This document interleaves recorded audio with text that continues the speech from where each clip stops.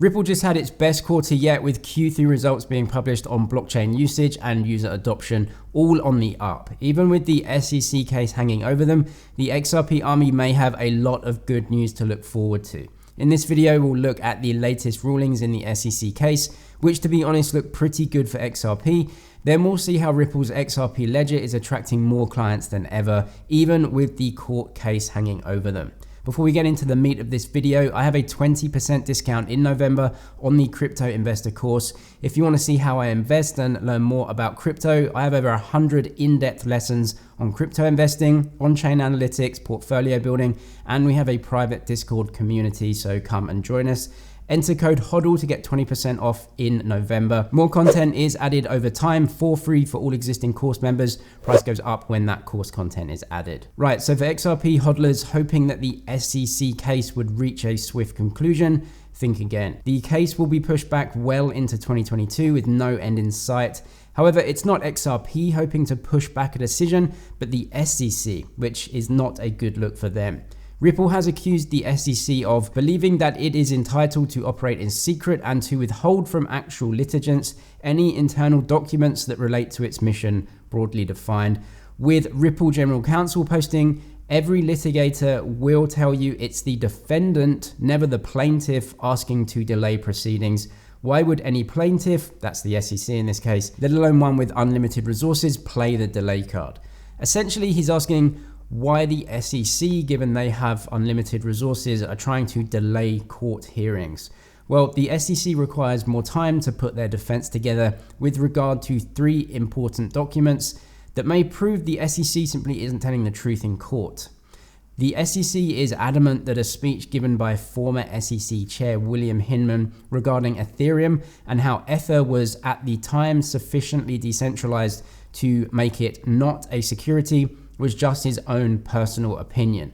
Unfortunately for the SEC, the court has allowed documents to be sealed as potential evidence in this case, which are 3 email chains that could prove that the SEC doesn't have a leg to stand on. The email chains apparently prove that Hinman's speech was taken as something the SEC could use as their policy, which also means that XRP itself, as existing on a decentralized ledger, potentially almost must be held in the same regard. In short, you can't have one rule for Ether and another for XRP, given both exist on public blockchains.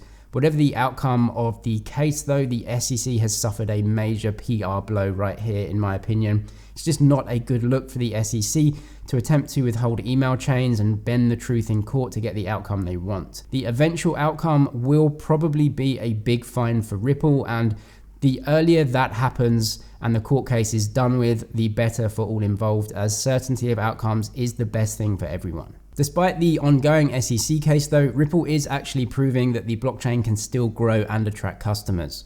Ripple released details of record growth in their ODL business made specifically for institutions to remit payments across borders. ODL stands for on-demand liquidity. It enables payment providers to send funds from one country to another instantly using XRP as an intermediary. Usually if a person sends dollars from the States and wanted that cash available to someone in the Philippines, they'd have to send the payment via a wire transfer, which typically takes a few days plus around $30 in fees. Ripple with their ODL makes this instant, whereby the sender sends dollars to buy XRP. Then at the same time, the payment firm in the Philippines, for example, can sell the exact same amount of XRP instantly for Philippine pesos. The money and cash then can land in the receiver's account instantly. This cuts out 3 days and $30 from each transaction. From a payment provider's point of view, you have a better product, but also because of XRP, it means the payment platforms don't need to keep large reserves of capital to fund payouts before they actually receive funds from the sender themselves, so it cuts down their operating costs and frees up their capital as well. This isn't unique to XRP, of course. In fact, you can do the exact same thing with Bitcoin and the Lightning Network, and Strike is doing the same thing over there with their app, using Bitcoin as the intermediary asset to transfer fiat currencies from one country to another, really aimed at the end consumer. XRP though is really set up to be the remittance network for legacy finance, and by the figures they are growing their business by huge amounts, as we can see by the charts. ODL customers can now access liquidity in 20 countries ODL payments are up about 130% quarter by quarter, and international ODL demand is up 25x since last year, despite Ripple having to shut down the service in the US because of their court case. So who's actually using Ripple's ODL? The Saudi British Bank will be one of the first banks in the area to use Ripple's ODL and XRP to facilitate USD remittances for its corporate clients. The bank uses blockchain tech already for Indian rupees payments, but now will add USD to its products, which is probably quite lucrative considering how many dollars flow through that part of the world to buy up fossil fuels. We can see right in front of our faces that banks are about to be bulldozed by blockchain technology. It's not a matter of nice to have. The banking system is antiquated, slow, costly, and uncompetitive, and banks have no other choice but to provide their customers with this new way to instantly transfer funds for virtually zero fees. XRP is also a more palatable way for banks to actually implement blockchain technology than an open source network like Bitcoin. They can have more control over it, and to be honest, it's probably easier for them to implement it and also keep tabs on their clients, which, to be fair, is something enforced upon them by governments and regulators. So we can't blame them for using something more centralized like XRP to try to compete in this new way. Not just banks, but also payment, remittance, and money changer platforms can also take advantage of Ripple's ODL. XRP just linked up with People, a Middle East fintech, to introduce XRP's first on-demand liquidity solution for cross-border payments between the Middle East and the Philippines. People will basically use Ripple to facilitate payments from the Middle East from various currencies and then have that liquidity from XRP to change straight into Philippine peso. The reason things like this are important is that most people just aren't going to set up a crypto exchange account with all of the bells and whistles, but a consumer-friendly app that allows for instant low-cost transfers expands the use case and the market. It is noteworthy also that the Middle East contains two of the world's three largest remittance corridors, with the UAE and Saudi Arabia handling a combined 78 billion in payments in 2020, according to the World Bank.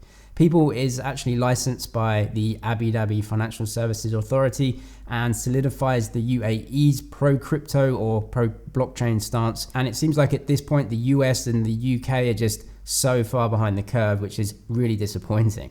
Ranked in the top 10 startups in the UAE, People enables instant domestic transfers, which, to be fair, already occur in most places, but the main point is that you'll be able to transfer cross-border for low cost, which across such a big region with different currencies could save billions of dollars for consumers in payment charges. What I'm really interested in though is how many platforms will choose to develop their own technology on top of Bitcoin and the Lightning Network, or how many will just opt for the kind of easier option of having Ripple build out that technology for them and then charge them a small fee on top for doing so, plus the other financial services that they could bolt on, such as financing.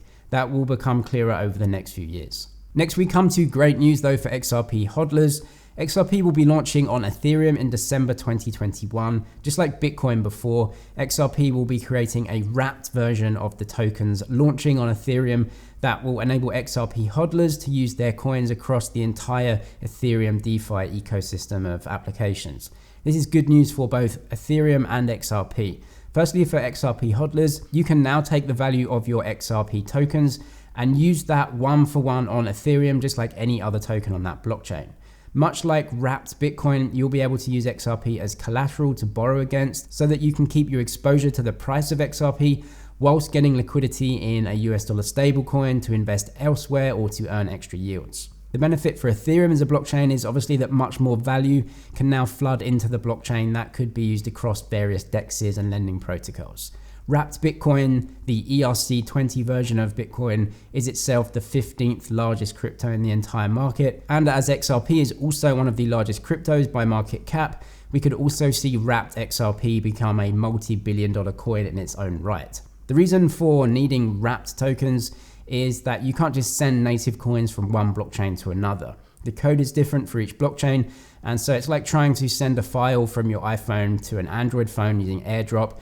Just won't work. With a wrapped coin, a DAO will be set up that'll keep, in this case, XRP in the fund and then issue wrapped XRP on a one-for-one basis. So it's a one-for-one derivative of the original, but built on a standard that can work on Ethereum. So even with the current SEC case, The sheer amount of development and demand for ultra low cost liquidity is still pushing XRPL to its highest usage ever, and XRP hodlers will have to wait until next year at least for any potential resolution with the SEC. If you do want to learn more about how crypto works and how I invest and build a crypto portfolio, check out the Crypto Investor course. I have 20% off the course in November. Just use code HODL to get the discount. Over 100 videos with more being added over time for free for existing course members. Just go to moneyzg.academy or use the link in the description. I'm James with MoneyZG. Cheers for watching, and I'll see you in the next one.